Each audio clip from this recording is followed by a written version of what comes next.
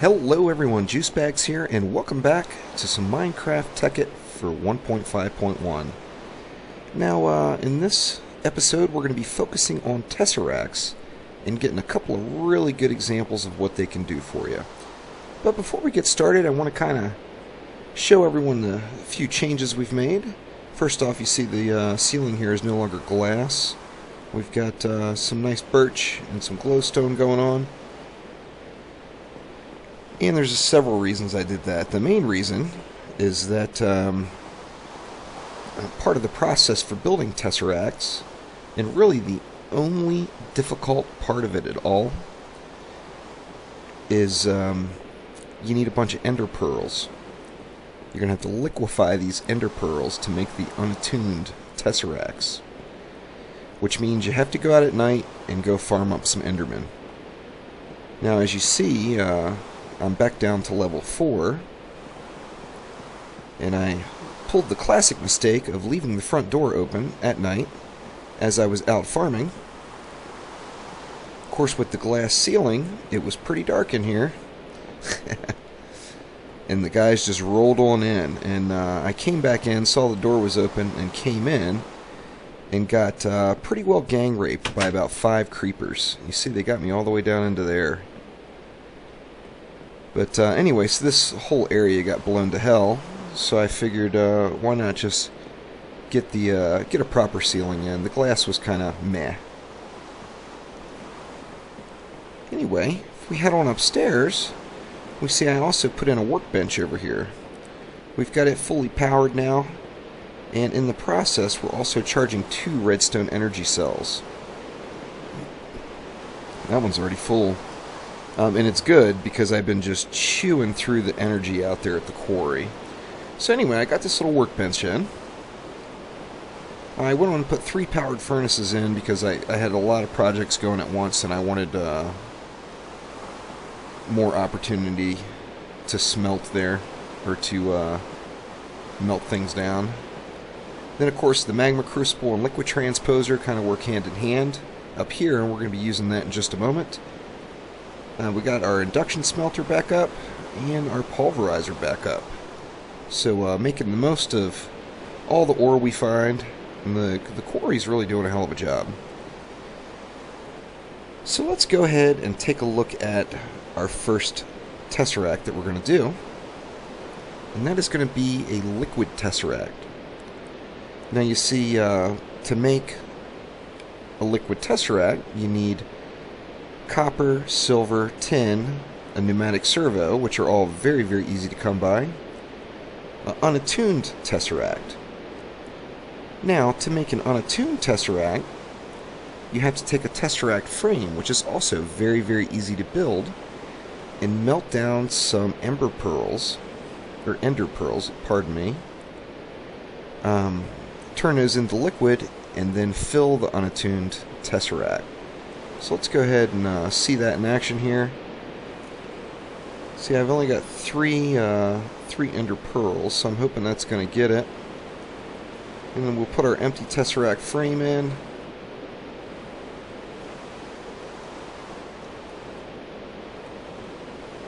Is that enough? Yeah, that's enough. It's filling it over now. So you see the empty Tesseract frame disappeared, of course, because it's being filled, and we should get one of these unattuned Tesseracts that pop out at the bottom. Very handy. Now the first Tesseract we want to make is that liquid, so let's go ahead and get that done. Oh, you know what? I never put a crafting bench or anything up here yet. I'll have to get the upstairs squared away a little bit better with the crafting. And let's see, to make that liquid Tesseract again, unattuned in the middle, pneumatic on the bottom. Okay.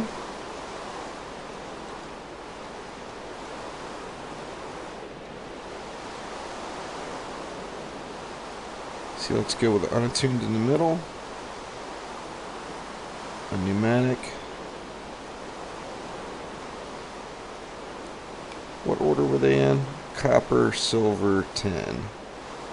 Fair enough. So let's go copper, silver,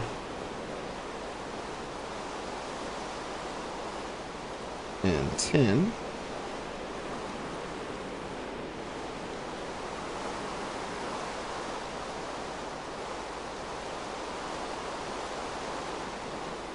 And then that's going to get us our liquid Tesseract. Now we need 2 of those. So we'll go ahead and get both of those guys made. Now the liquid Tesseract, one of the huge things it's going to do, and we're going to take a look at what I switched, have got the power generation switched over to now, is it is going to double its efficiency and take out quite a bit of the farming on my part. Farming up all the Netherract to power all those magma crucibles, or to put into all those magma crucibles, is turning into quite the pain in the butt. So let's go ahead and take a little nap here and get. Whoop, it's already too daylight. That's all right. Let's go out and take a look at what I did out back here. Now I built just a little platform here overlooking our power generation. Got it fenced in. Now I switched it up quite a bit over what I had. Now I've only got one redstone energy cell on each side. You see that one's already full. One magma crucible. It's full as well. You see I ran out of Netherrack. Then I put one over on this side too. So I have 2 magma crucibles feeding it. And each side is receiving 20 MJs per tick. Now that was working really well. It's charging these batteries up really fast. It's getting the job done. But then I have issues like this where I run out of Netherrack, and I mean, who even knows how long it's been since all these engines were off. And that of course hurts the production. So what we are going to do today with our Netherracks is we are going to create a little holding area out here, and we're going to pump lava straight from the Nether, and we're going to use the Tesseracts to get that done. So let me go ahead and get this tanks built out, and we will jump on forward to there.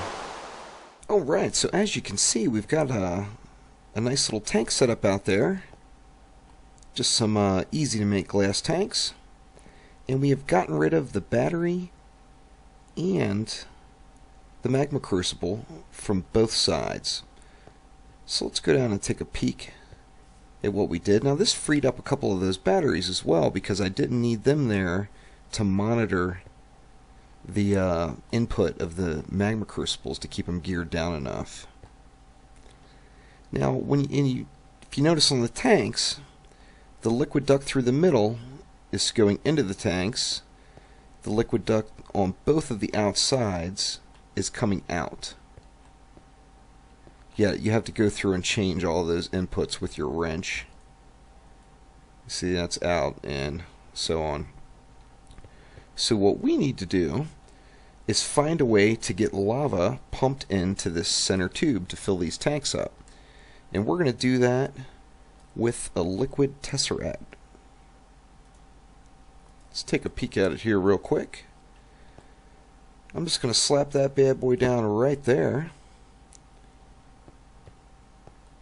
And then I'm going to set its frequency. We're just going to call this one 1.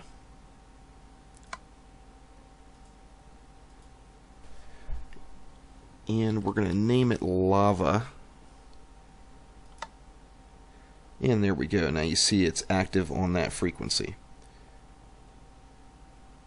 So the next thing we need to do is head on over to the Nether and set up a little pumping station.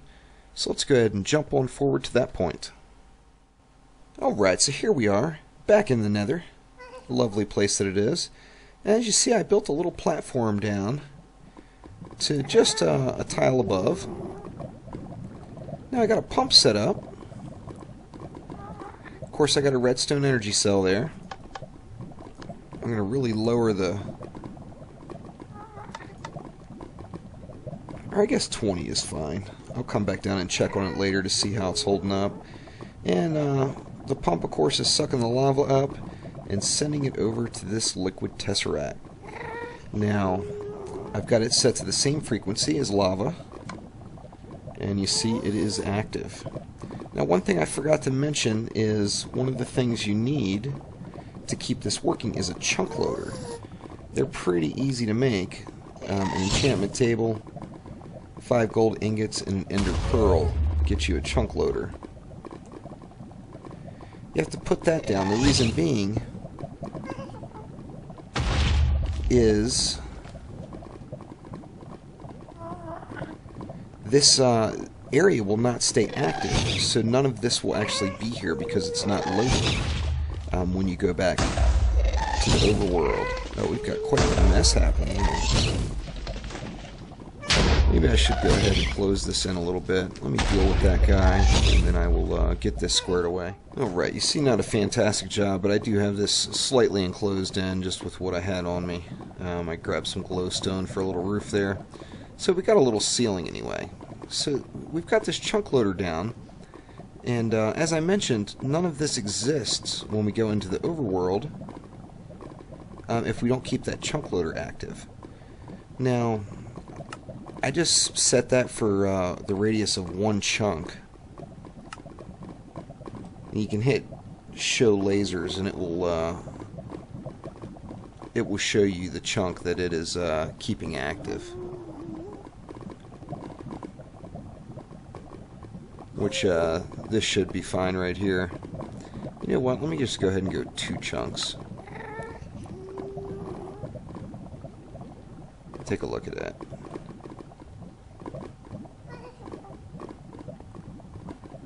Yeah, 2 chunks will get it. So now, all we have left to do is just go up above and check out our lava flowing in. So let's head on back to the crib and check on those lava tanks. Alright, so we're back at the at base, and we see the lava is slowly but surely it's filling these tanks up.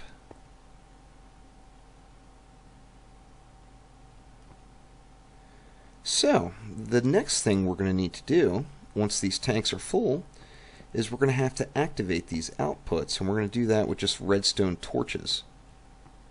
However, we do need, what, 10 of them. Let me see if I have 10 of them. Well, I can make some, if not, of course. Alright, so we're back with full tanks. You see I put a little observation point in so we could go up there and take a look at it. Now, I want to go ahead and do a little test, and that is I'm going to turn...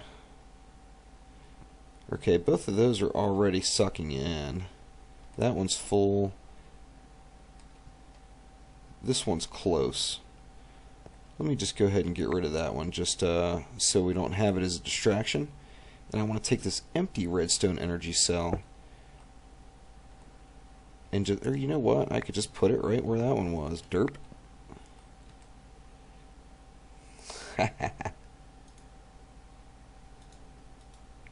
Have myself a little snack here when my health starts going back up.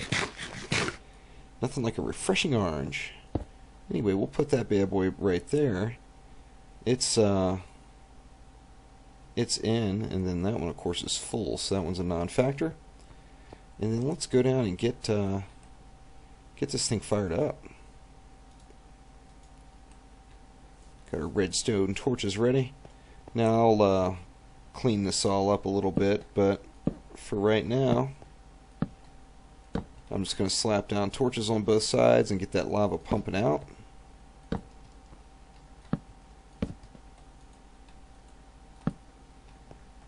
And it is going.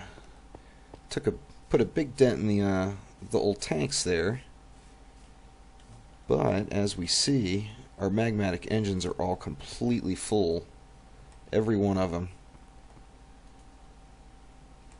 And that's all it did to the engines. You see there, the tanks are actually filling. I probably put in more holding than I needed. And I'll go down ever so often and check on my pumping station in the Nether and make sure it's all good. But that's a very efficient way to pump lava from the Nether and power pretty much as many magmatic engines as you want. You could put in quite a few.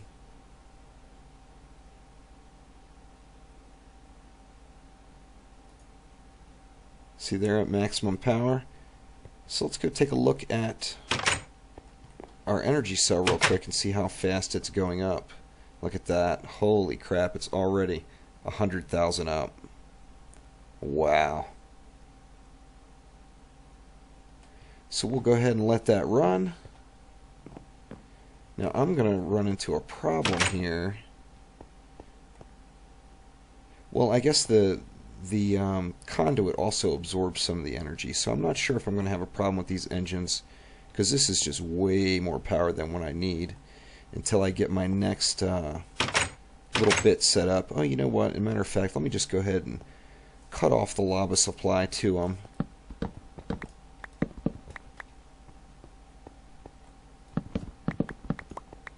Kill all those redstone torches and cut the lava supply off. And let's go take a look at our next Tesseract. Alright, so the next Tesseract that we want to make is an energy Tesseract. We're going to do that with electrum, silver, and lead around unattuned Tesseract and a redstone conductance coil. So let's see, we needed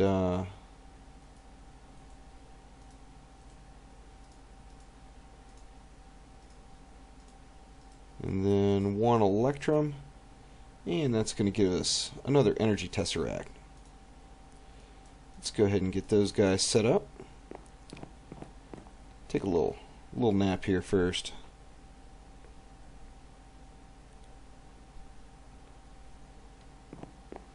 Alright. So first things first, let's get the first energy Tesseract in upstairs here. I'm just going to pop it in. I'm just going to pop it right there for now. And then we're going to go ahead and put it on a frequency. We're going to call this one Quarry. And we see it's active. And what this is going to do is allow us to get some real power flowing over at that quarry, since we've got just a ton of excess here. So let's head on over. You see I started a little bridge. I'm going to put a little fishing pier in soon enough. We got a baddie. He's over in the water. Is he going to come out and bug me? Yeah. Alright, now this obviously I still haven't cleaned up. We see the quarry is dead again, so it has stopped producing. And the reason being is there's no electricity going to that redstone energy cell. So since we know that this one is dead, let's go ahead and we'll put our Tesseract right there. I don't even think we need that, do we? No, we don't even need that. So let's put the Tesseract right next to it. And then as soon as we get this one set up on channel 1 quarry, we see it's active. And then we see massive amounts of juice flowing in. Holy crap, look at it go. So I'm going to go ahead and crank this bad boy up. Let's put it on, say, 30. It's still creating like crazy. Holy crap. Let's bump it all the way to 100 and see what happens. Alright, yeah, it's going down now. That's alright, let's just keep it at max and let it dump. And get that quarry really processing. Now at this rate, I can gear that down to, say, 50. Or I could even leave it at 100 and add a second quarry and then create a little hut back here to protect everything. Another good suggestion that was made to me in my comments of my last episode was to take a look at deep storage instead of dealing with these void pipes, which I have not done yet. I've got sand going over into the void now as well, and I'm getting you know, stacks of stuff. iron, copper. I pulled a bunch out of here, and I'm still, you know, collecting up just a ton. Still haven't seen any diamonds yet, though. I'm excited to see my first quarry diamond. Now, of course, it's not down deep enough yet. It's still got quite a ways to cut. But having this amount of power going into it now is just absolutely huge. So I can go ahead and turn that magma flow back on.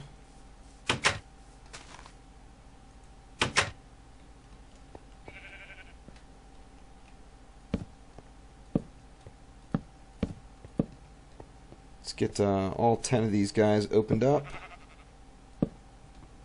Oh yeah, look at it flow. And then let's take a look at those magmatics. Bam, completely full. Awesome setup. I think could potentially even go with some more magmatics down the road just to create even more, because I think that's going to be more than enough lava production for us.